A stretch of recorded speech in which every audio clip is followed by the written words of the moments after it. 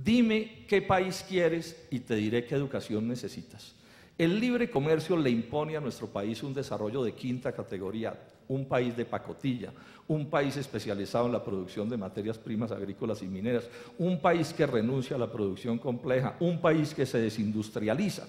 Y para ese país de quinta categoría corresponde una educación de quinta categoría, y esa es la que nos ofrece la política de la privatización y la que nos imponen desde afuera, porque digamos también con franqueza que esto no es esta política no es la genialidad de algún cerebro criollo, sino que esto llega desde otras latitudes.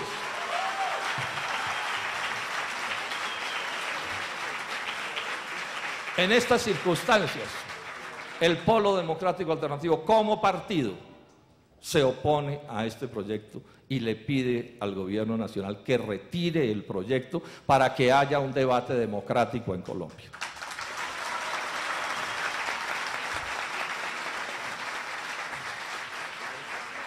Porque la verdad es que aun cuando en el Congreso de Colombia puedan expresarse distintas opiniones, la norma es que aquí las cosas la impone la mayoría abrumadora que tiene el gobierno nacional, y en ese sentido no hay debate democrático en el sentido estricto de la palabra.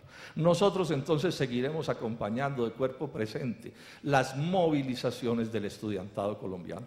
Movilizaciones, y en esto quiero ser enfático, que deben ser civiles, civilizadas, pacíficas, donde a la fuerza de nuestros argumentos le sumemos los argumentos de la fuerza de la movilización, pero de ese tipo de movilización. O sea, que sea tan grande, tan poderosa, tan masiva, que terminemos por ganar el derecho a que el gobierno se siente con el movimiento estudiantil y se produzca cualquier reforma que se requiera mediante un acuerdo, ese sí democrático, en este país. Muchas gracias.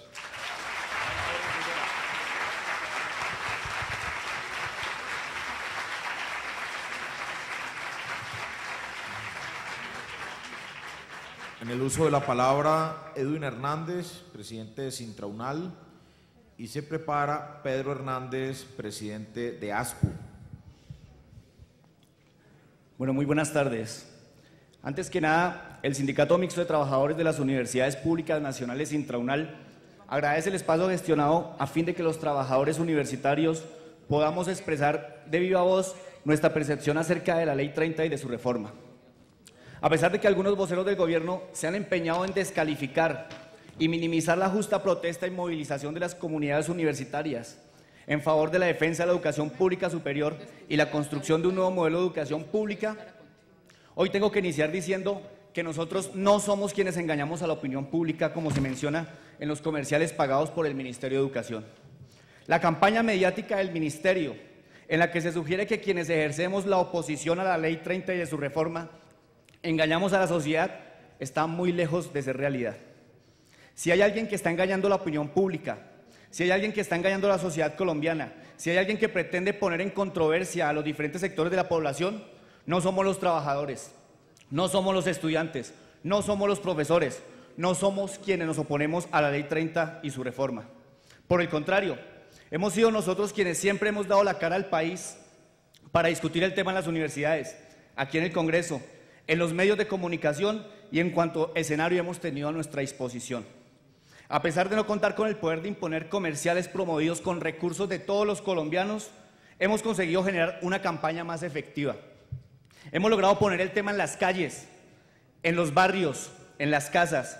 Hemos logrado poner el tema en cada estudiante universitario, en cada estudiante de bachillerato, en cada padre de familia, en cada trabajador colombiano. Esa ha sido y será nuestra principal campaña. Esa es la fortaleza de este gran movimiento nacional. Dicho esto, quisiera centrar entonces mi intervención en mostrar cuál es y cuál ha sido la situación de los trabajadores universitarios desde la aparición de la Ley 30 del 92 y cuál es nuestra percepción de la reforma. Hace un par de días el rector de la Universidad Nacional emitió un comunicado dirigido a toda la comunidad universitaria en la que pedía cesar el movimiento y retornar inmediatamente a las actividades, pues según él, la universidad pública no se podía acabar en un semestre. Efectivamente, el rector Base mantiene razón. La universidad pública y la educación superior no se va a perder en un semestre. Este es un proceso que ya lleva 19 años de iniciado. Este es un proceso que comenzó con la expedición de la Ley 30 de 1992. Por eso, los trabajadores universitarios estamos contra esa ley y su reforma en los términos planteados por el gobierno. Los trabajadores universitarios tenemos absolutamente claro que la Ley 30 y su reforma seguirán afectando nuestra estabilidad y nuestra participación efectiva dentro de todos los asuntos de la vida universitaria. ¿Y por qué decimos eso? Baste mencionar un simple dato. Desde la expedición de la Ley 30, ¿cuál ha sido la participación de los trabajadores universitarios en las decisiones tomadas en el gobierno universitario? Ninguna. A pesar de que existen sentencias de la Sala Plena de la Corte Constitucional, los trabajadores nunca hemos participado ni formado parte de las decisiones administrativas que han tomado los consejos superiores de las universidades. Siempre hemos sido excluidos de la posibilidad de participar de esos cuerpos colegiados y de las decisiones que allí se toman. La reforma de la Ley General de Educación propuesta por el gobierno tampoco contempla nuestra participación en esos escenarios, para que los trabajadores podamos exponer nuestras iniciativas y demos las discusiones del caso. Ahora bien, los trabajadores universitarios también hemos sufrido un creciente proceso de estigmatización que a su vez ha generado la emergencia de un proceso de tercerización laboral en las universidades públicas. Me explico. Paralelo al debilitamiento de las plantas de personal de las universidades públicas por las vías de supresión de cargos, de modificación de cargos y de manipulación de las carreras administrativas, ha venido creciendo dramáticamente también la contratación mediante la prestación de servicios, con todas las implicaciones que esto trae. ¿Y cuáles son esas implicaciones? Pues el inexorable desplazamiento de trabajadores de planta para dar cabida en las dependencias universitarias a trabajadores desregularizados y con aparente vinculación temporal, para prestar un servicio que, contrario a lo que establecen sus contratos, terminan ejerciendo labores permanentes en las universidades. Este tipo de contratación ha hecho que las universidades tengan entonces dos tipos de trabajadores, en permanente contradicción. Por un lado, los trabajadores de planta y por otro lado, los trabajadores contratistas, con condiciones personales, laborales, diferentísimas y que cada vez los aleja y los pone directa e indirectamente en confrontación al no identificarse entre ellos una conciencia homogénea de clase trabajadora. Finalmente, hay que reiterar que los trabajadores universitarios estamos en contra de la Ley 30 y de su reforma porque nosotros encarnan tres condiciones que se afectarían sensiblemente, trastornando nuestra estabilidad y nuestra condición de vida. Primero, como trabajadores universitarios nos vemos seriamente amenazados, pues con la reforma se pondrá en grave riesgo nuestra estabilidad laboral, pues el ingreso de lógicas privadas de gestión no solo conllevaría el aumento de funciones y de cargas laborales, sino a disminuciones salariales y posibles despidos por reestructuración de las plantas de personal y de las carreras administrativas. Asimismo, se afianzará el modelo de contratación de personas por prestación de servicio y se radicalizará la contratación de terceros y el outsourcing en las universidades. Como estudiantes, nos vemos afectados, pues muchos de nosotros no tenemos otra posibilidad de acceder al sistema de educación superior diferente de ser estudiantes de universidades públicas, debido a nuestra cada vez más reducida capacidad salarial y financiera. Como padres de familia, también seremos afectados, pues tenemos hijos y familiares que tampoco tienen otra forma de acceder al sistema de educación superior diferente a la universidad pública. Por eso, el del estamento de trabajadores universitarios no solo esperen nuestra solidaridad, esperen de nosotros el apoyar, el marchar y el construir junto con todos, con toda la sociedad colombiana, una nueva ley de educación superior.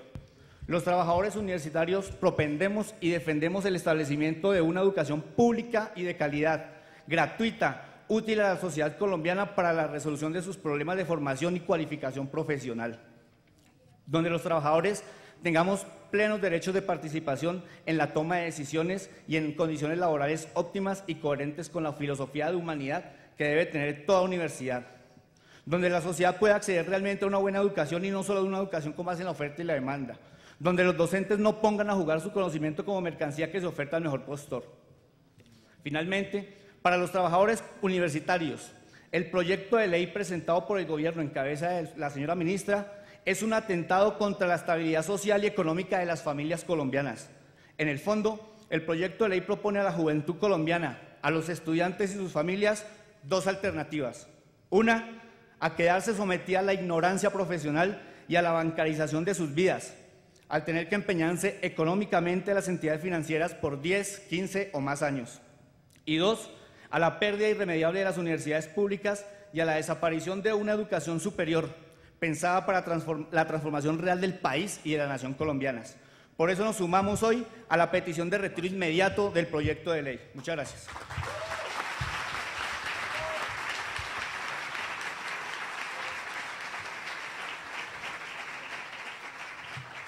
Hace uso de la palabra el profesor Pedro Hernández, presidente de ASPU, y se prepara la representante de la Cámara, Ángela Robledo. Muy buenas tardes a todas y todos, especialmente al estudiantado, a todas y todos los colombianos que nos escuchan.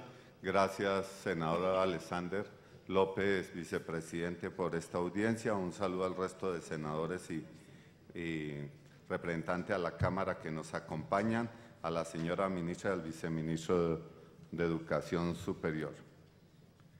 Nosotros ya en varias de estas audiencias hemos dicho que la Ley 30 hay que cambiarla porque llevó a una desigualdad de aportes entre las diferentes universidades. A unas universidades estatales se les da 9 millones año estudiante, a otras se les da solo 1 millón año estudiante. Imagínese cualquier colombiana o colombiano la calidad de un médico a 1 millón de pesos año. Además de esta desigualdad territorial, llevó a un problema financiero grave a las universidades. Hoy en día el déficit de caja es de 700.000 y se habla que no se ha privatizado. Sí se ha privatizado porque en el año 93 se daban 7 millones año estudiante del presupuesto de la nación y hoy se dan exactamente la mitad. La otra mitad, ¿quién la pone? Las matrículas de los estudiantes. Eso se llama privatización. Es necesario reformar la Ley 30 porque hay muchos artículos que nos definieron un modelo único de universidad porque van contra el bloque de constitucionalidad, o sea, son inconstitucionales. Nos define exactamente el Consejo Superior, las funciones, todo. Las universidades estatales no tienen mayor maniobra al definir cómo es su estructura. En eso estamos todos de acuerdo, que hay que reformarla, pero el gobierno nos ofrece más de lo mismo. Nos ofrece también un modelo de universidad única. En eso no cambió el articulado. Nos ofrece paliar el problema financiero dándonos el 3%. Cualquiera de los colombianos sabe hacer cuentas. De 2 millones de millones le sacamos el 3% y nos da 60.000 millones de pesos que recibirían extra al año siguiente las universidades de aprobada la propuesta del gobierno. 66.000 millones a un nivel bajo de calidad, o sea, el promedio nacional, pongámoslo en 4 millones, solo podríamos aumentar la cobertura en 15, pero el sistema de la Ley 30 dejó en este momento por fuera a 3.200.000.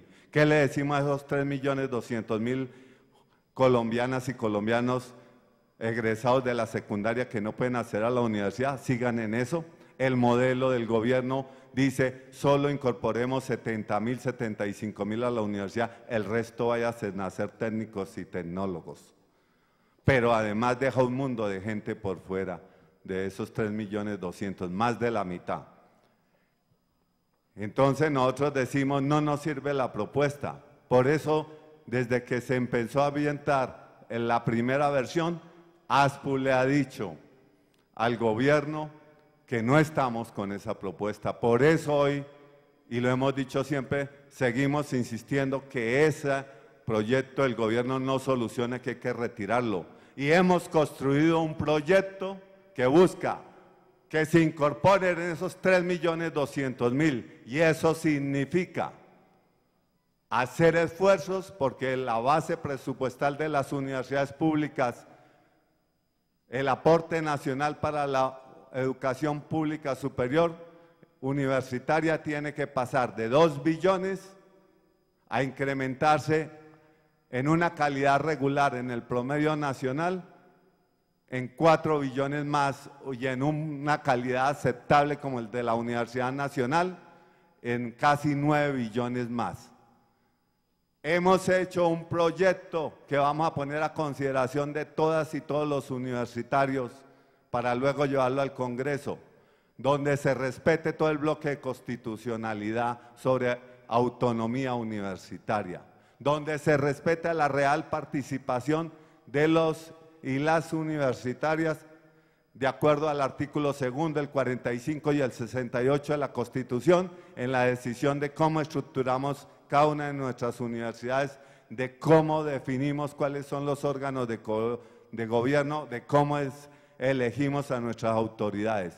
Un proyecto que mira cómo debemos de elevar el concepto de calidad, ya aquí habrá un especialista, porque el concepto de calidad no son solo indicadores contables, indicadores administrativos. Ese es un concepto histórico y social que va cambiando con las sociedades. Nosotros no le pedíamos, siguiendo con el ejemplo del carro, a un carro del año 1950 que tuviera bolsas de aire para protección. Hoy sí se lo pedimos. Entonces sí va cambiando y de eso nos tenemos que poner de acuerdo los universitarios.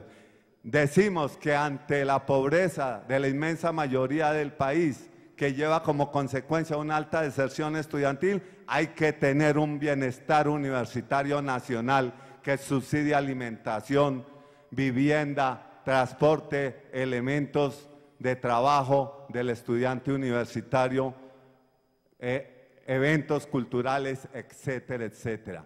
Por eso, aunque le hemos pedido, y es un derecho exigirle al gobierno por nuestra Constitución y normas internacionales, que tiene que abrir una mesa donde negociemos el proyecto, los que nos vemos afectados con él, los actores que están siendo implicados en él.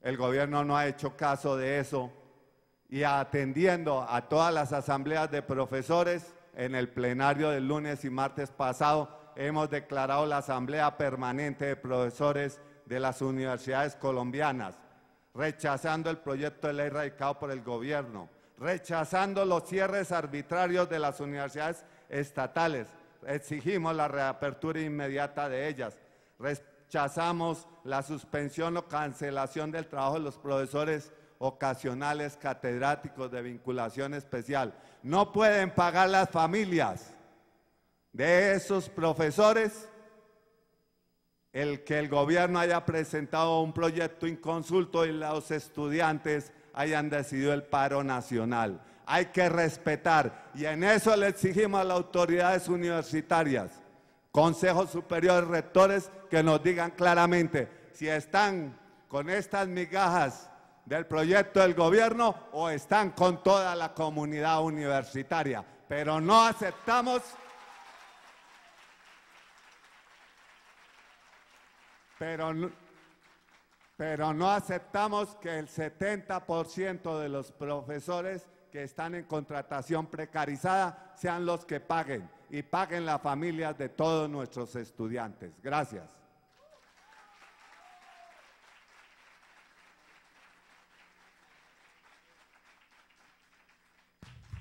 En el uso de la palabra, la representante a la Cámara, la doctora Ángela Robledo, ya es miembro de la Comisión Sexta de la Cámara de Representantes, que aborda y le compete la discusión justamente del proyecto que ha radicado el gobierno. Se prepara Daniel Munevar para que haga su participación.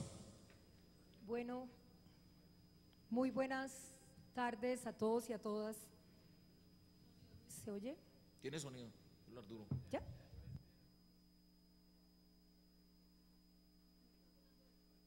Aló, hola, hola. Hola, hola. Ángela, habla por favor ahí. ¿Aló? ¿Aló? ¿No? ¿No? Me están callando la voz. Sí, por favor. ¿Aló? ¿Aló? ¿Ahora sí? ¿No? Hablo duro. ¿Aló? Tampoco. Últimamente me quieren silenciar en este congreso, como en mi debate del ICBF. ¿Ya? ¿Ahora sí? Bueno, muy buenas tardes a todos y a todas. No voy a hacer una presentación también, como se ha dicho aquí, sobre los aspectos técnicos de la reforma. Desde mayo de este año, este Congreso afortunadamente se ha convertido en un escenario de discusión para sobre el rumbo de la educación y de manera particular sobre la educación superior. Con mi compañero Carlos Amaya y con muchos colegas del Polo Democrático, en mayo iniciamos este debate y hemos estado en constante contacto con la comunidad universitaria, con la comunidad de las instituciones de educación superior, pero de manera muy especial con los jóvenes universitarios de Colombia. Y simplemente quería recordar lo siguiente: en el último libro, Margaret Mead, una de las antropólogas y las científicas sociales más importantes del mundo, decía que para poder entender el mundo en el que nos íbamos a mover, teníamos que prendernos de las manos de los jóvenes. Ellos sabían cómo explorar y recorrer ese territorio y esas nuevas condiciones del mundo. Eso es lo que hemos hecho en estos meses, prendernos de las manos de estos jóvenes que han venido estudiando, profundizando sobre lo que significa esta propuesta de reforma. Y simplemente lo que yo voy a hacer es un eco a lo que ellos nos han dicho. ¿Qué nos han dicho los jóvenes y las jóvenes en Colombia? Que no quieren una educación que solamente forme para el trabajo, que quieren una educación que forme para la ciudadanía y que tenemos que ir más allá de estos conceptos de formación, de capital humano y de competencias para pensar en el tema de ciudadanías plenas y ciudadanías deliberantes y democráticas. Nos han dicho que quieren una verdadera reforma que fortalezca la educación superior y no a universidades de garaje o a los sistemas financieros que terminan convirtiendo a nuestros jóvenes en precoces acreedores a los 18 y a los 19 años y que corren el riesgo de terminar reportados en las bases de datos de los que nunca pueden pagar. Que quieren una universidad autónoma y democrática en sus formas de gobierno y en las maneras de tramitar y producir el conocimiento y la tecnología. Un conocimiento, un saber y una tecnología que transforme las condiciones de vida de los millones de colombianos y colombianas que hace muchísimos siglos esperan una sociedad distinta, equitativa y justa. Que quieren una educación para la cultura, para la tecnología y para la ciencia, pero que no está encerrada en los campos universitarios, sino que toque las realidades del país.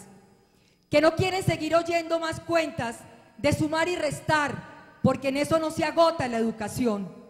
Porque como bien lo ha dicho José Fernando Izaza, el profesor Basserman, los profesores que vinieron de las distintas, los vicerrectores de las distintas universidades, aquí no se trata de hablar de 1 o 2 billones, aquí se trata de pensar en que no queremos 23 billones para la guerra, pero que sí queremos muchísimos más recursos para la educación privada, para la educación superior en Colombia. Que quieren, dicen los estudiantes, que sus profesoras y sus profesores tengan condiciones dignas de trabajo para que puedan conformarse verdaderas comunidades investigativas que a su vez aporten a modelos de desarrollo distintos en Colombia.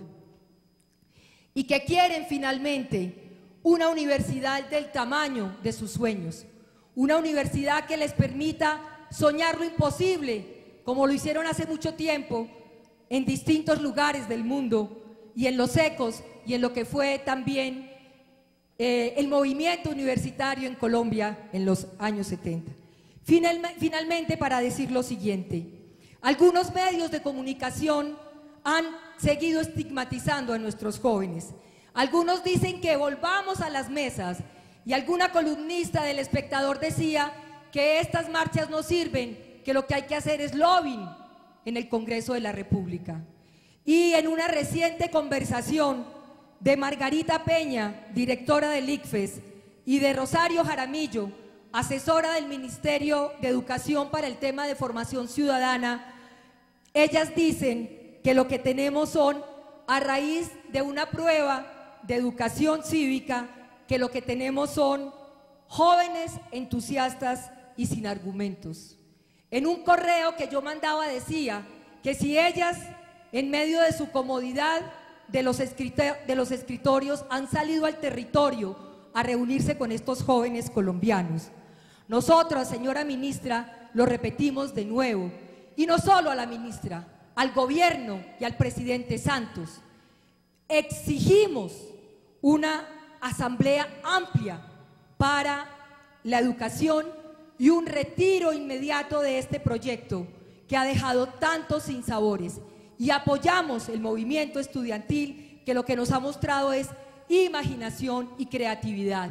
Prendámonos entonces de las manos de los jóvenes colombianos que quizá saben mucho más de lo que y hacia dónde debe moverse este país que lo que hemos hecho los gobernantes y los políticos por décadas en Colombia. Muchas gracias. Muy bien, Angelita, muy bien. Muy bien, señorita.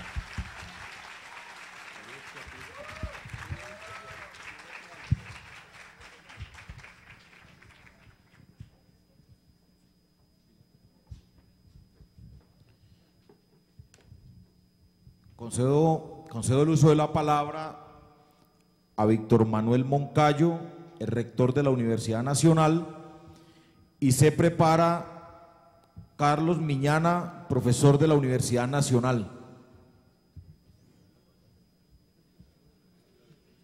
El doctor Moncayo no se encuentra, no está en el auditorio, ¿no?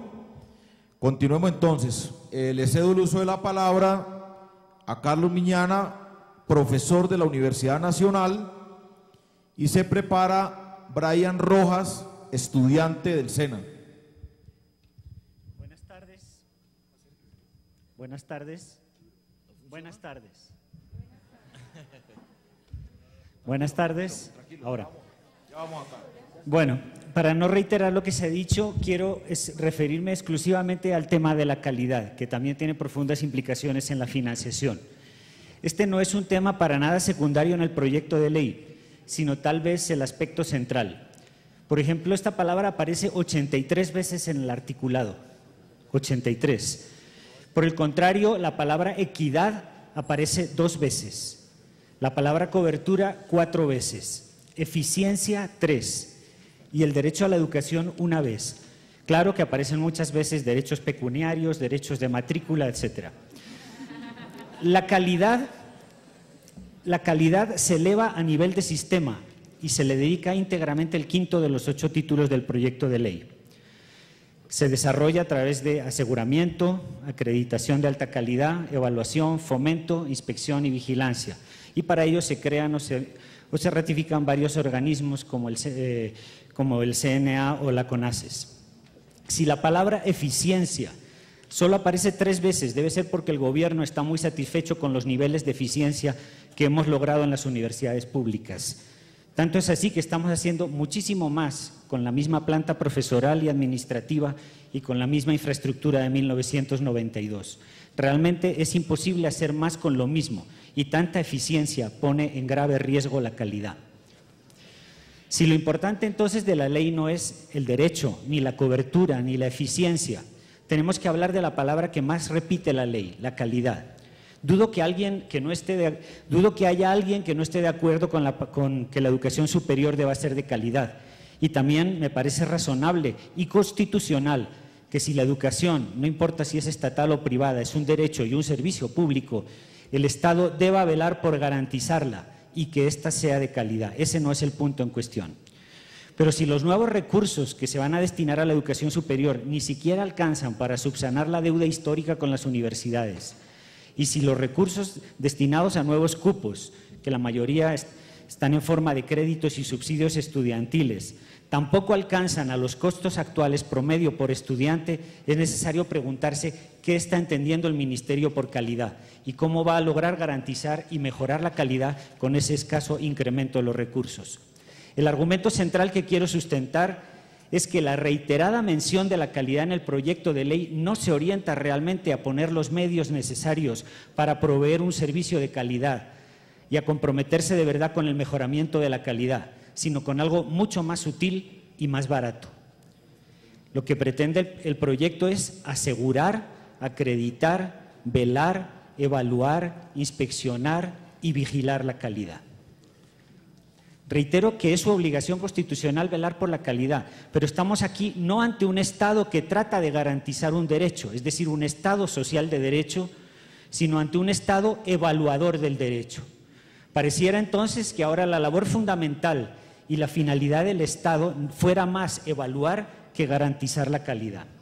Un estudio de la UNESCO, External Quality Assurance in Higher Education, después de revisar cuidadosamente un amplio estudio, un amplio panorama internacional en este sentido, concluye 3 cosas que son muy pertinentes.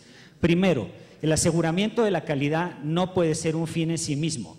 Simplemente es una manera de garantizar y de proteger a los estudiantes y a las familias de instituciones educativas de baja calidad o fraudulentos. 2, el aseguramiento de la calidad tiene un costo, tanto financiero como humano. Es decir, implica no solamente plata, sino que los académicos, profesores y administrativos dediquemos gran cantidad de nuestro tiempo a evaluar, quitándole a otras actividades misionales como la docencia y la investigación. Y tercero, concluye, la existencia de un mecanismo de aseguramiento de la calidad no significa automáticamente la provisión de educación, que la provisión sea de buena calidad. Y esto es apenas para nosotros. Si los sistemas de educación superior les faltan recursos humanos, infraestructura y equipamiento, el aseguramiento de la calidad como tal no es la solución. Esto lo dice la UNESCO. Estando en una situación tan precaria como la que se ha mencionado acá y que reconoce el mismo gobierno en la exposición de motivos, las universidades e instituciones de educación superior debemos dedicar importantes recursos de nuestro presupuesto a autoevaluarnos, a acreditarnos, ranquearnos y a financiar la evaluación externa. Y lo mismo le sucede a los estudiantes. No les basta con estar varios años en una universidad, ser evaluado casi a diario por distintos profesores y en diferentes situaciones, tener que hacer un trabajo de grado o una pasantía final. Deben además pagarle de su bolsillo anualmente unos 9.000 millones de pesos al ICFES para que los evalúen con las pruebas unas pruebas de papel y lápiz que, como ha dicho la misma directora del ICFES, únicamente evalúan una pequeñísima parte de lo que debe saber el estudiante. Como investigador me parecería excelente que se hicieran investigaciones que no necesitan ser censales, que son muy costosas, pueden ser muestrales para analizar la calidad y que valen mucho menos que 9.000 millones y que realmente pueden arrojar resultados mucho más interesantes para saber qué realmente está pasando con la calidad. ¿Qué necesidad hay de que absolutamente todos los estudiantes realicen y paguen una prueba que realmente no logra medir sus capacidades profesionales? Un reconocido investigador asemeja el fracaso de la promesa de la calidad basada en la evaluación con el fracaso de los estudios sobre nutrición, pues si bien ya se saben los diversos efectos que producía la desnutrición en cada una de las células, lo único que no logramos en tantos años es disminuir efectivamente la desnutrición en el país. Hemos medido a varios millones de estudiantes y, sin embargo, no se ha cumplido la promesa de que la evaluación y la competencia vendrán a salvar el sistema educativo. En esto creo que la nueva ley también está sobreevaluando y mucho más al extender la evaluación y la formación por competencias desde el preescolar hasta el doctorado. El Banco Interamericano de Desarrollo, en sus recomendaciones para América Latina, dice explícitamente que, por ejemplo, en los doctorados, la investigación, la docencia y la extensión en estos campos se debe exigir un mínimo de rendición de cuentas directa o invasiva. Debe haber total autonomía y evaluación por pares. Sin embargo, incluso el BID, hablando de los pregrados, no propone la evaluación por competencias, sino simplemente la acreditación de los programas. En esto creo que el ministerio resultó más papista que el Papa, pero el problema no es serlo, sino que esta evaluación por competencias, que tal vez podría ser adecuada, no sé, los especialistas lo dirán si es adecuada para la educación técnica, no tiene ningún sentido en la educación universitaria, viola flagrantemente la autonomía académica y comporta más riesgos en contra de la calidad en lugar de promoverla. Y esto lo digo basado en estudios muy serios como el de Stephen Fall, que ha mostrado que existe una poderosa relación entre la mejora de los resultados de las pruebas y la reducción del currículo. A raíz de los exámenes nacionales de evaluación, dice Stephen Ball, se ha empobrecido el currículo y se ha reducido la experiencia de los estudiantes. Esto no pasa solo en los lugares donde se han hecho las investigaciones. Hace unos días vi como en una universidad privada de Bogotá, que no es de las más de garaje, es una buena universidad. Sin embargo, esta universidad ya estaba ofreciendo cursos para pasar las pruebas Saber Pro. Con este tipo de medidas para asegurar y promover la calidad, lo que vamos a lograr en unos pocos años es que proliferen instituciones de dudosa calidad especializadas en preparar a los estudiantes de todas las carreras para pasar las pruebas de Saber Pro. Y con unos poquitos añitos más, si seguimos en esta dirección, los estudiantes ya validarán sus carreras en un validadero y presentarán una prueba ante el ICFES. ¿Es eso lo que buscamos con el aseguramiento y la evaluación de la calidad? En concreto, para ser concretos, la nueva Ley de Educación Superior debería derogar el Decreto 3963 del 2009, o por lo menos eliminar la obligatoriedad de las pruebas Saber Pro para los programas acreditados, para hacerle caso al Banco Mundial. Esto sería además un excelente estímulo para que los programas se acreditaran. Quiero insistir en otro punto que ya se ha argumentado por parte de los rectores, académicos y estudiantes, pero esta vez quiero verlo desde el lado de la calidad. El proyecto de ley realmente lo que establece es un sistema de evaluación de la calidad, pero no un sistema de educación superior. Pone a todas las instituciones en el mismo costal a competir, algo que además ya hicieron en los años 90 en Gran Bretaña y que ha sido reiteradamente criticado en ese país. ¿Cómo no vamos a considerar las grandes diferencias y necesidades diferentes que existen en los aspectos misionales, por ejemplo, de un SENA, o de un instituto técnico, tecnológico, o de una pequeña universidad de provincia comprometida con su región, o de una gran universidad de investigación? ¿Cómo no tener en cuenta estas condiciones misionales y locales en su evaluación de la calidad? Los teóricos de la evaluación educativa señalan insistentemente el grave peligro de la comparación de instituciones y de personas de condiciones muy disímiles, acarreando consecuencias discriminatorias que atentan contra la equidad del sistema. Quiero referirme ahora finalmente a la educación técnica y tecnológica. Comparto con el Ministerio la urgencia y la importancia de ampliar la oferta de calidad para el país. Como señalé anteriormente, no queda claro con los recursos que se proponen cómo lograr una educación técnica y tecnológica de calidad, cuando es obvio que este tipo de educación suele ser en la mayoría de las especialidades más costosa que la mayoría de la formación profesional de pregrado, que no requiere laboratorios, medios o infraestructura muy especializada. En conclusión, 3 puntos. 1. Sería conveniente que buena parte de los recursos financieros y talento humano que actualmente están orientados a la evaluación de la calidad y que tendrán que multiplicarse exponencialmente en el futuro si se aprueba esta ley, se orientaran realmente no a evaluar la calidad, sino a mejorar la calidad. 2. Sería necesario que además de un sistema para la calidad, se creara un real sistema de educación superior. Y el sistema de calidad debe adecuarse al sistema de educación y no al revés, porque estamos utilizando el sistema de evaluación para construir un sistema. Yo pienso que es primero crear el sistema educativo y luego sí buscar una evaluación para ese sistema. Y tercero, creo que todos quisiéramos que la Ley de Educación Superior para los próximos años fuera una ley comprometida, no solo con la evaluación de la calidad, sino con la provisión y con la garantía del derecho a una educación de calidad, respetando la autonomía y dando cuenta de la diversidad y de la complejidad de las tareas misionales de los distintos tipos de instituciones de educación superior. Gracias.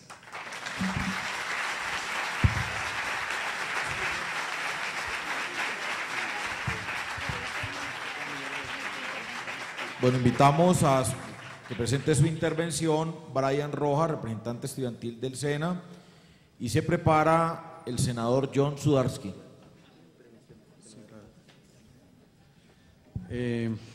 Bueno, buenas tardes a todos y a todas.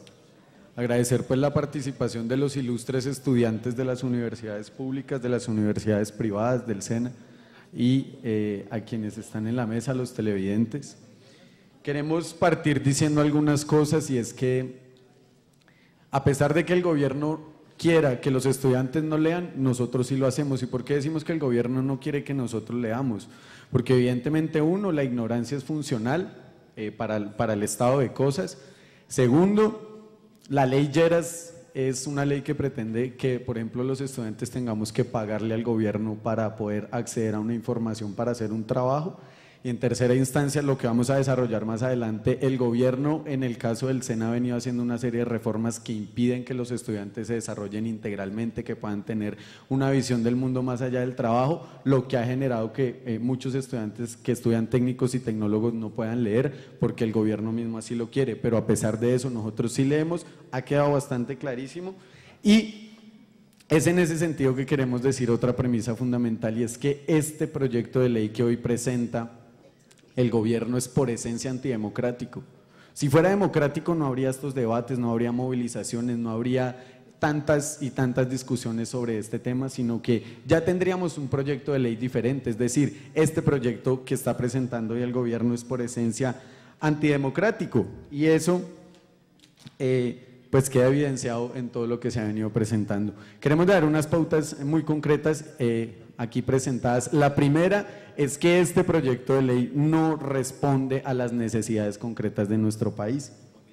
Por el contrario, responde, y ya lo profundizarán los compañeros que vienen, responde a los intereses de extranjeros. Habrá que decir que en el año 2000, un experto en educación del BID dijo que lo mejor que podía tener la educación latinoamericana era cursos de 2 años, donde la gente no se atiborrara de información sobre filosofía, sobre antropología, sino que estrictamente aprendiera lo que le es funcional al trabajo. Eso lo dijo el señor Peter Bate en el año 2002, que es un experto en educación del BID, y evidentemente lo que ha venido haciendo el gobierno es funcionalizando el tipo de educación a estos intereses, y habrá que decir que no solo la educación se está funcionalizando hacia el Tratado de Libre Comercio con Estados Unidos, sino a los varios tratados de libre comercio que en el último periodo el gobierno colombiano ha firmado con otros países.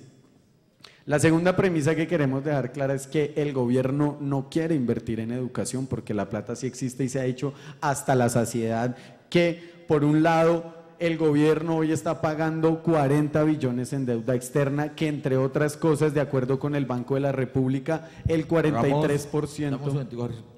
Solicitamos hacer silencio para poder que se desarrolle la audiencia con toda tranquilidad. Entonces les pedimos que por favor respetemos el uso de la palabra de los ponentes. Muchas gracias. Insistimos en definir que el gobierno no quiere invertir en educación, y esto es debido a que el 40%, 40 billones de pesos hoy se destinan al pago de la deuda externa, de los cuales, según el Banco de la República, el 43% son intereses. Lo que quiere decir que ni siquiera estamos pagando lo que nos prestaron, sino que estamos pagando intereses sobre esa deuda.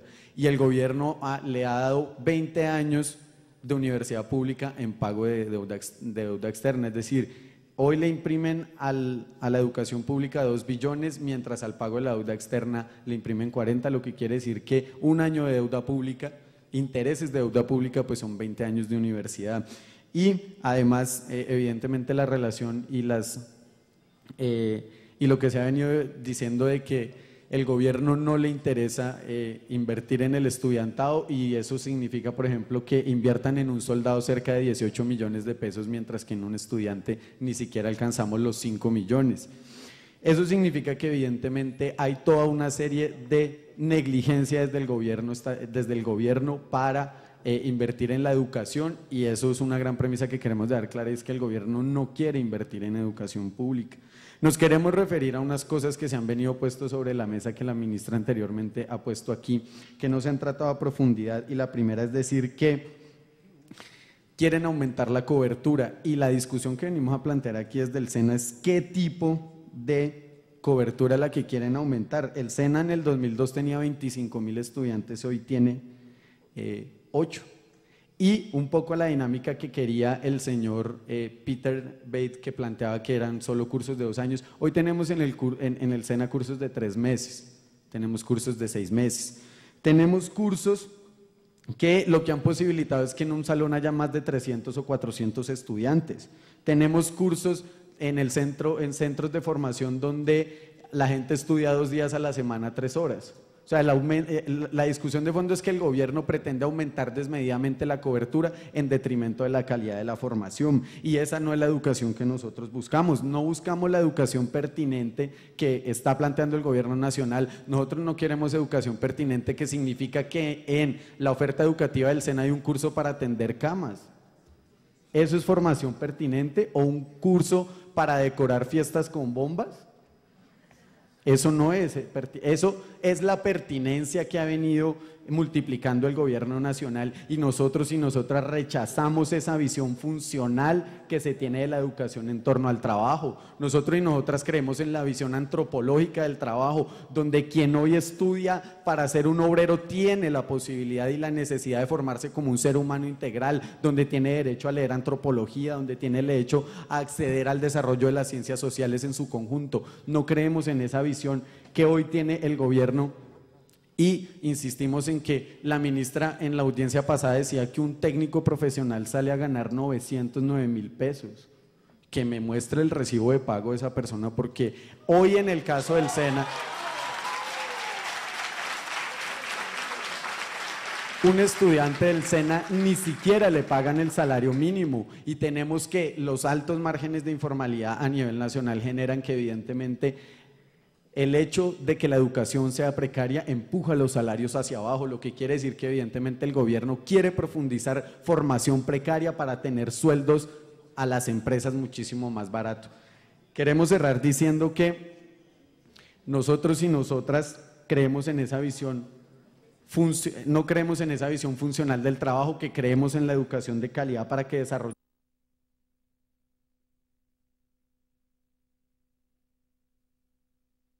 Llamaríamos unidad de caja, y nuestra pregunta es ¿cómo se va a subsidiar hoy el SENA? Y ya tenemos la respuesta, una resolución que es la 03176 que dejó el señor Darío Montoya firmada en el SENA, hoy aprueba el cobro de la formación en el SENA. Y si el cobro de la formación de una institución que históricamente ha sido gratuita no es la privatización de la educación, que nos expliquen qué es entonces, porque el SENA es la posibilidad que tienen obreros y trabajadores de formarse, y no estrictamente para el trabajo, sino de formarse integralmente como seres humanos, y en todo lo que significa la ciencia, la tecnología. Entonces, lo que estamos diciendo aquí es que estamos integralmente rechazamos el proyecto de reforma, que entre otras cosas la ministra dice que se consultaron 4.500 estudiantes y en el SENA son solo 8 millones, es decir que ni siquiera tenemos el 1% de población estudiantil consultada.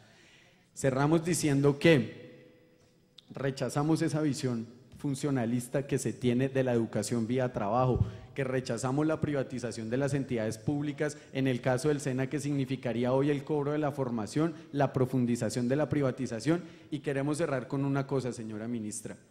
Desde el día de ayer en el SENA en Bogotá se declaró el paro permanente hasta que el gobierno decida retirar la reforma. Estaremos en ese paro. Se decidió por asamblea, vamos a sostener el paro en el SENA hasta que el gobierno decida no solo discutir un nuevo modelo de educación, sino que también decida escuchar a los estudiantes, que hoy más que nunca estamos en un movimiento estudiantil que no solo está discutiendo diferente educación en este país, sino que también nos estamos pensando la transformación de la pobreza, la transformación de la miseria, la transformación de miles y miles de condiciones precarias que tienen grandes masas de este país.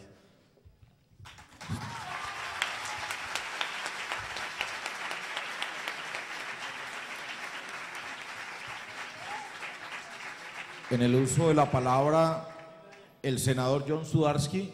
El senador John Sudarsky hace parte también de la Comisión Sexta del Senado, quien también por competencia va a estudiar en primera instancia el proyecto. Bienvenido, senador John Sudarsky. Se prepara Harrison García del COES, SENA. Buenas tardes. Estimado senador Alexander López, muy amable por su invitación. Colegas de la Cámara, señora ministra, honorable senador Robledo, señoras y señores. Voy a hacer una presentación un poco contravidente con respecto al proyecto de reforma a la Ley 30. Voy a tratar de, digamos, poner en contexto este ejercicio de la Ley 30 frente al resto de los gastos en educación y tratar de mirar ahí qué sería lo más equitativo y las implicaciones financieras que esas prioridades pueden tener. Cuando una prueba, digamos, de racionalidad que uno puede hacer sobre un sector o sobre, digamos, el gasto público que se haga en un sector es darse cuenta que es un ejercicio de suma cero. ¿Qué quiere decir que es un ejercicio de suma cero? Que es un ejercicio que tiene recursos limitados. Y los recursos limitados son muy aburridores porque establecen una especie de principio de realidad de los recursos que hay, y mientras uno no haga esto, pues no está haciendo un ejercicio racional, sino un ejercicio donde de alguna manera supone que los recursos salen de alguna otra parte y no lo obliga a uno a forzarse a priorizar lo que es importante. En este caso, este ejercicio de racionalidad colectiva pues es el que uno espera, por ejemplo, surta de los proyectos, por ejemplo, de planeación participativa, de presupuesto participativo que tienen los municipios, que ahora con la elección de alcaldes y gobernadores debe surtirse para, digamos, establecer los planes de desarrollo locales, municipales, en fin, y es esa donde uno espera que surja una racionalidad colectiva. Pero esta racionalidad colectiva, digamos que en el caso concreto de educación, tiene que enfrentarse a diferentes otras prioridades. Y uno de alguna manera tiene que montar una teoría, digamos, que permita priorizar los recursos y le permita a uno proyectar esos recursos en el tiempo y priorizar las cosas. Digamos, uno siempre puede hacer el argumento que hacía mi querida colega, amiga y compinche en nuestras rebeliones, la doctora Ángela María Robledo, cuando decía, ¿por qué gastamos tanto en el ejército, en las Fuerzas Armadas y cuánto en educación, y por qué no hacemos esto y por qué no hacemos lo otro?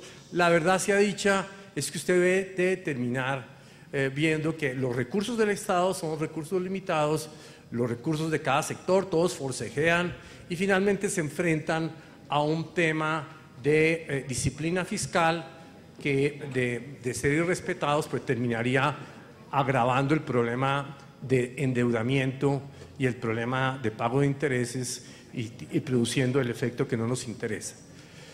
¿Cuál es la teoría de equidad que uno debe generar en este caso? En este caso, digamos, una que a mí me gusta mirar es una teoría, digámoslo así, meritocrática de la sociedad. Toda sociedad tiene el problema de lograr que la gente más talentosa sea asignada a los lugares más valiosos de la sociedad para asignarles esos roles. Y uno puede tener una sociedad donde esa persona talentosa termina como Pablo Escobar o termina como el King Patarroyo. Y un poco la sociedad tiene el problema muy complicado de que el talento se da muy aleatoriamente. Es decir, nadie sabe cuál es la mezcla específica genética que produce un genio, porque en realidad nadie sabe eso. Y uno sabe entre su misma familia que muy a menudo hay un estudiante, una persona, uno de los hijos de la misma familia, muy inteligente y otro, digamos, para decirlo benignamente, menos inteligente. En ese sentido, esa es una realidad que todos conocemos, es así, es así. ¿Me queda un minuto? Ah, no. Entonces, no puedo decir nada. Realmente no puedo. Mejor dicho, yo estoy tratando de establecer... Bueno, es que no me dijiste eso. No, okay. Bueno, entonces, el tema final es el siguiente. En este proceso de asignar mérito, ¿qué sería la mezcla que uno quisiera tener para cubrir más, digamos, justamente y permitir que el mérito de generación a generación sea el talento de la gente, tenga más oportunidades? En Colombia, digamos, lo que yo diría, voy a terminar en un minuto y entonces me evito tener que llegar a las conclusiones y digamos, de alguna manera producir la ira de muchos de ustedes. Entonces, ¿qué es lo que a mí me parece que se vuelve prioritario en Colombia? Los gastos de 0 a 5 años, o sea, la educación, lo que se llama ahora de 0 a siempre. Vamos a llegar al final de al 2014 con cerca de 1.300.000, 1.500.000 bebés y niños con cubrimiento en eso. Pero se nos van a quedar por fuera 1.600.000. Un niño de Sisbén 1, Sisbén 2, sin esos recursos, es el crimen más grave que puede realizar un Estado, porque ese niño seguramente va a tener dificultades en su propio desarrollo, tanto nutricional como cognitivo, y está desarrollándose eso. En segundo lugar, ¿cuál es la otra prioridad fundamental en términos de equidad? En términos de equidad, porque si usted no lo hace, condena a un grupo de personas a lo largo de su vida a quedar en peor desencanto, en peor falta de desventaja que en su situación inicial. Entonces, el segundo es el bachillerato completo. El bachillerato completo, entonces, Colombia ha hecho un avance inmenso en ese sentido. Año 73 estábamos en el 5% de la población mayor de 20 años que recibe bachillerato completo. Hoy tenemos 11 millones, 41%, pero se nos quedaron por fuera todavía mayores de 20 años, el 50 y pico %. Estos personajes, estas personas, estos ciudadanos colombianos pasaron y ya no tuvieron educación básica. Y cuando se habla de la cultura y la ciudadanía, el bachillerato completo es el umbral de lo que llaman movilización cognitiva para uno poder entender qué es, digamos, la sociedad en que vive. Mientras no ha llegado a ese nivel, usted está perdido. ¿Okay?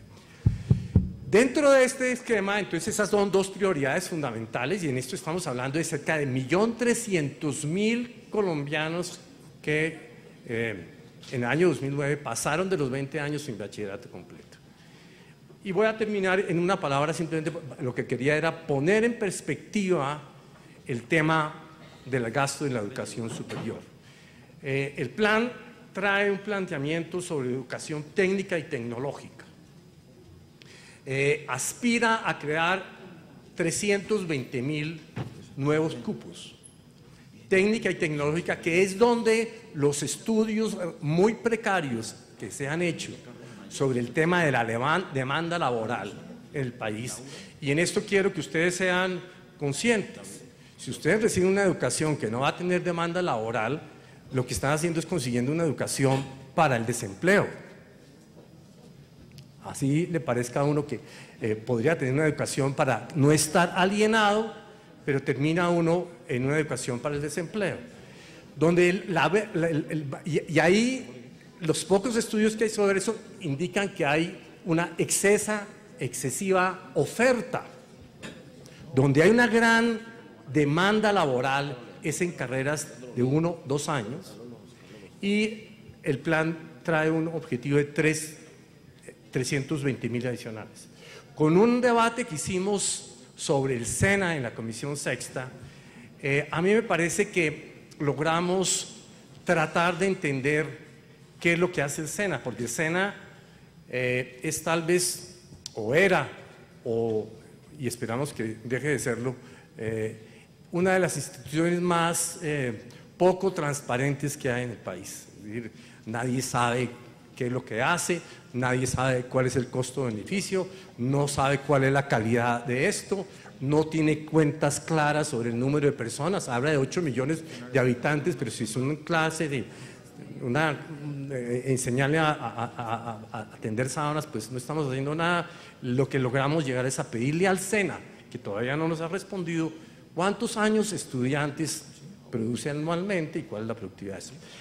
Dentro de este esquema, el SENA va a poder aumentar considerablemente la oferta y va a llegar a que la educación técnica y tecnológica, que el problema que uno se pregunta es cómo va a saber qué es lo que se está demandando, porque lo que se está demandando es precisamente habilidades nuevas, que no sabemos cuáles son y que tienen mucho que ver con el desarrollo económico y la competitividad de Colombia. En vez de vender nosotros materias primas, vendemos conocimiento.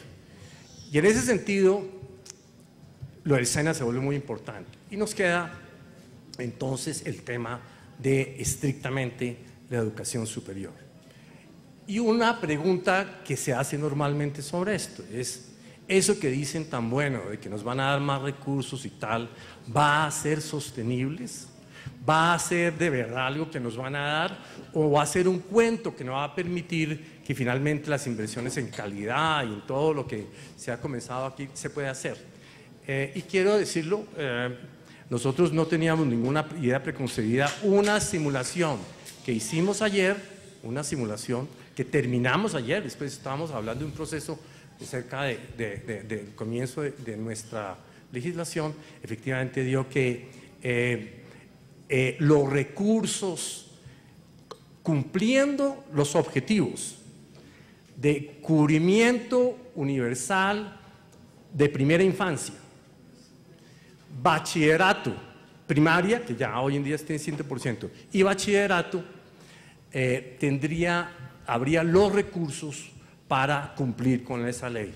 Así que yo simplemente les quiero decir que, digamos, esos recursos estarían disponibles, que ese proyecto representa un aumento considerable de la inversión en educación pública, y que las proyecciones al 2022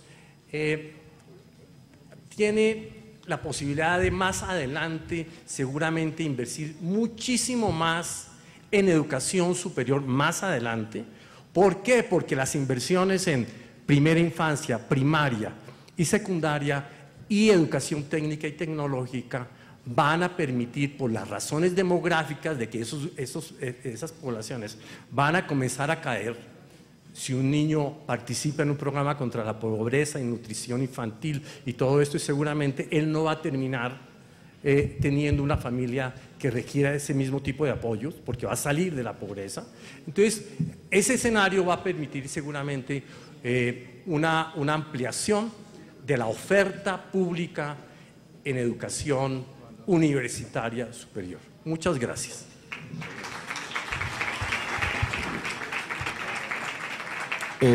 Ahora le corresponde el uso de la palabra a Carlos Amaya. Él es representante a la Cámara de la Comisión Sexta, Cámara de Representantes, y es uno de los,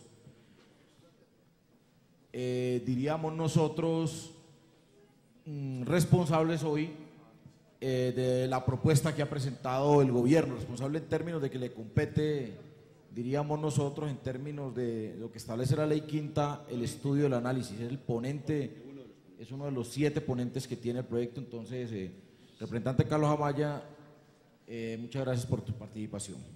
Bueno, muchas gracias a usted, senador Alexander, un cordial y caluroso saludo a todas y todos los colombianos, estudiantes, profesores, padres de familia que nos ven por televisión y que están en este auditorio. Es muy importante poder continuar con estos ejercicios para hacer varias claridades. Un saludo a la señora ministra de Educación Superior, a la señora ministra de Educación y al señor viceministro de Educación Superior, senador Robledo, representante y compañero de lucha Wilson Arias y representante Ángela María Robledo. Pues básicamente yo quisiera, digamos, puntualizar algunos escenarios para dar algunas claridades y poder también tener de pronto algunas respuestas del Gobierno Nacional. Lo primero, para aclarar frente a los ponentes, senador Alexander, se nombraron 18 ponentes, o sea, todos los representantes de la Comisión Sexta son nombrados ponentes. Por cuestiones de interés y de alguna manera de que todos respondan por el asunto, fue una decisión del presidente de la comisión. Y se nombraron solo 3 coordinadores ponentes, digamos, en quien recae esa responsabilidad son el doctor Ciro Rodríguez del Partido Conservador, el doctor Luis Guillermo Barrera del Partido de la U y el doctor Iván Agudelo del Partido Liberal. Evidentemente nos sacaron a los dos, a Wilson y a mí, por obvias razones. ¿Por qué? Porque ya hemos dicho públicamente en todos los escenarios que vamos a presentar ponencia de archivo del proyecto de ley. Entonces ahí quisiera aclarar que en el Congreso de la República, en la Comisión Sexta, no se dio las garantías para que Wilson y yo, como opositores al proyecto, nos pudiéramos, digamos, presentar una posición desde la coordinación de ponentes. Eso, lo primero que hay que aclararle acá. Lo segundo, ministra, y quisiera hacerlo de la manera más respetuosa, pero también hacerlo categóricamente. A mí no me parece que después de esa audiencia pública que tuvimos por más de 8 horas en la Cámara de Representantes, donde se escucharon argumentos de profesores, estudiantes, rectores, usted esta mañana una vez más haya dicho en Caracol Radio que no sabe por qué las protestas. Pues digamos, uno cuando, no, espere, con todo el respeto, uno cuando está en un ejercicio democrático como este, de que ustedes son el gobierno, aquí están los estudiantes y aquí estamos los congresistas, pues lo mínimo que se requiere es respeto en la discusión. Y yo lo digo públicamente, como lo dije en la radio hoy al mediodía. Me parece irrespetuoso de parte del gobierno que se siga diciendo que los estudiantes están medio confundidos. O sea, no se puede seguir diciendo que porque se sacó lo del ánimo de lucro, entonces ya todo está bien. Yo creo que hay argumentos demoledores que se han presentado acá y no quisiera repetirlos para demostrar que es la comunidad académica quien tiene los argumentos. Aquí pasó el profesor Víctor Manuel Moncayo, aquí pasó el profesor Mario Hernández, aquí han pasado estudiantes para ser claros, ministra, y contundentes frente a los argumentos. Así que yo solicito al Gobierno Nacional, de parte del Gobierno Nacional, pues que se refiera a esos argumentos y se dé la discusión. Como dice el senador Robledo, pues si van a defender su posición de privatización, pues defiéndala. Hay un punto importante, no puede el ministro del Interior, en la situación de este país, decir vía Twitter que seguir insistiendo en que las universidades se van a privatizar es un claro ejemplo de que hay infiltrados de grupos al margen de la ley. Eso es poderosamente peligroso en este país, decir eso, porque a mí ya me pasó, cuando presentábamos unas tesis que no eran las del gobierno, nos trataban de que estábamos infiltradas las protestas. Entonces yo pido respeto por parte del Gobierno Nacional como congresista, como estudiante, y solicitarle al gobierno de manera respetuosa, pues se va a dar el debate, pero demos el debate, no disminuyamos el argumento diciendo que están los estudiantes engañando. O sea, yo entiendo la posición del gobierno que tiene que defender su proyecto, es válido, pero no lo defienda diciendo que los estudiantes son unos desprogramados que salen a protestar y no saben por qué. No lo defiendan diciendo que los estudiantes engañan a otros, no. Engaña a aquel que dice que un estudiante que tiene argumentos engaña a alguien. Ese es el ejercicio público del debate, señora ministra. Y yo le pido, con todo respeto, que se refiera en las intervenciones que haga a los argumentos que ha presentado a los estudiantes. O sea, esto no es un problema ahí como que ¿qué hacemos con los estudiantes que no quieren estudiar? No. Y termino con esto. Eso es un problema, y perdón la exageración gramática, mortalmente serio. Digo mortalmente serio porque es que esto no es solo, depende de cómo terminamos este semestre. O sea, el problema acá que se está discutiendo es un modelo de educación superior y permítame decirlo, esta no va a ser la generación que permita que la educación superior lleve otros 20 años aguantando. Y lo invito a los estudiantes a que lo hagan pacíficamente, con argumentos, con arte y con cultura, pero también invito desde este escenario de la democracia como una audiencia pública aprobada por Senado, convocada por el senador Alexander, el senador Jorge Robledo, que los medios de comunicación sean responsables con la información. Después de la audiencia pública, lo que salió a decir en hora 20 del programa, muy escuchado por cierto, es que yo había hecho una audiencia para defender a los estudiantes. No, yo quiero aclarar que hicimos una audiencia con Wilson y con Ángela para garantizarle a los estudiantes el espacio que el gobierno no les ha garantizado de poder expresar sus ideas y para demostrar que los estudiantes sí tienen argumentos para decir no a la reforma. Y el gobierno usa escenarios de canales de televisión privados, incluso espacios de propaganda que me parece, yo me siento irrespetado cuando salen esas propagandas que dicen no se dejen engañar.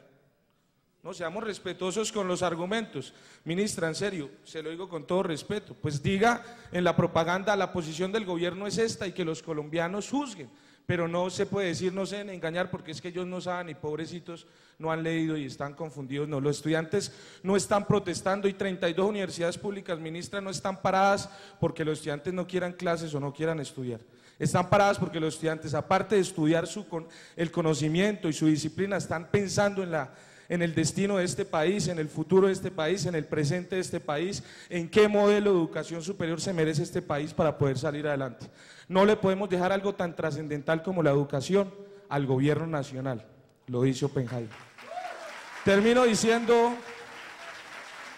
en la Comisión Sexta, con Wilson hemos hecho un pacto que por encima del partido, por encima de un tema partidista o de intereses departamentales o regionales, está en este momento el interés de la educación superior en Colombia y de un país entero.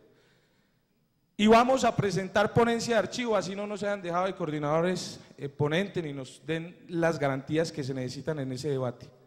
Pero vamos a demostrar en la comisión, con argumentos, por qué, y recoger todos estos argumentos de la comunidad académica, por qué el proyecto debe retirarse, y digo sencillamente por qué. Porque el escenario, y lo digo categóricamente, de construcción en la comunidad académica no se dio. Y no se puede pedirle a los estudiantes y profesores que vengan a hacer lobby con los congresistas cuando eso no sean las garantías. Que se retire el proyecto de ley, que se arme una constituyente universitaria, que se construya un proyecto adecuado con la suficiente discusión y ahí sí que se discuta en el Congreso de la República. Gracias.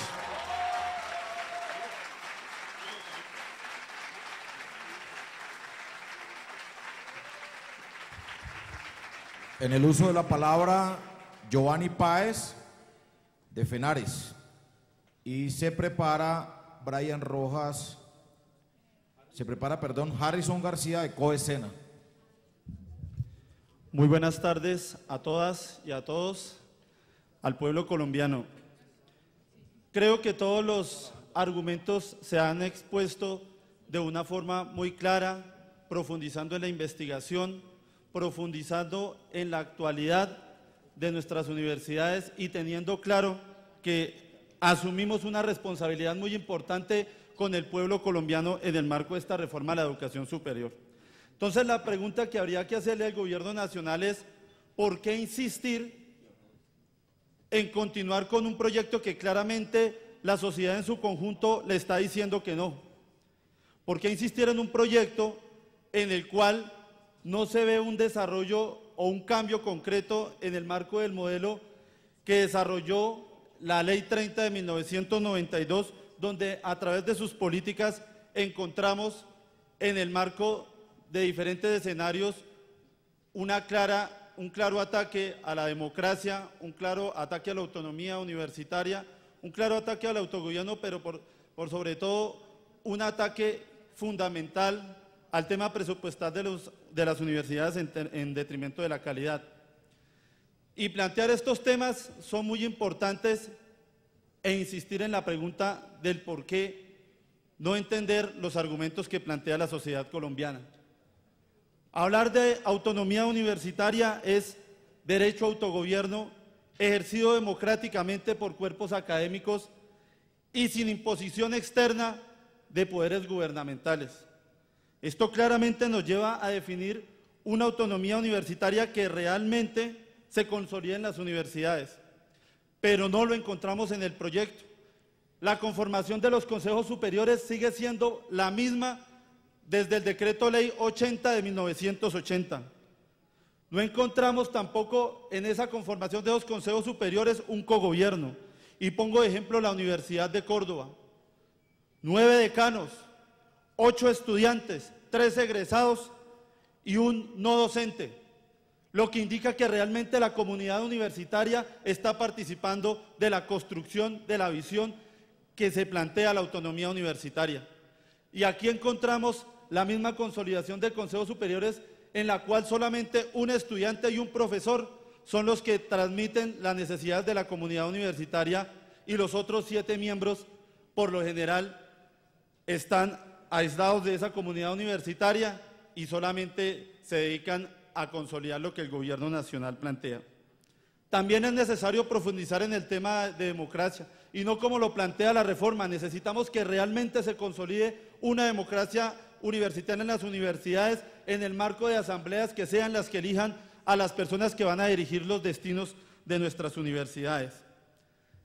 Esa misma autonomía universitaria sigue profundizando en un tema claro: los indicadores. Indicadores para obtener recursos.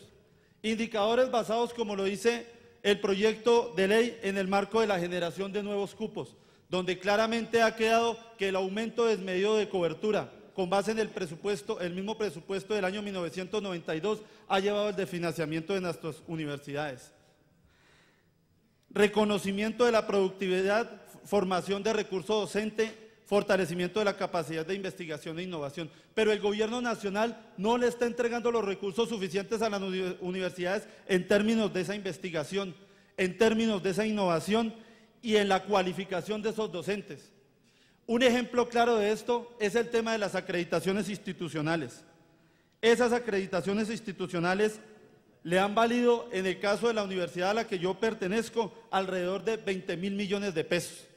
20.000 millones de pesos que solamente se traducen en el marco de esa primera acreditación, pero esa reacreditación con base en un plan de mejoramiento va a multiplicar el valor precisamente de esa reacreditación.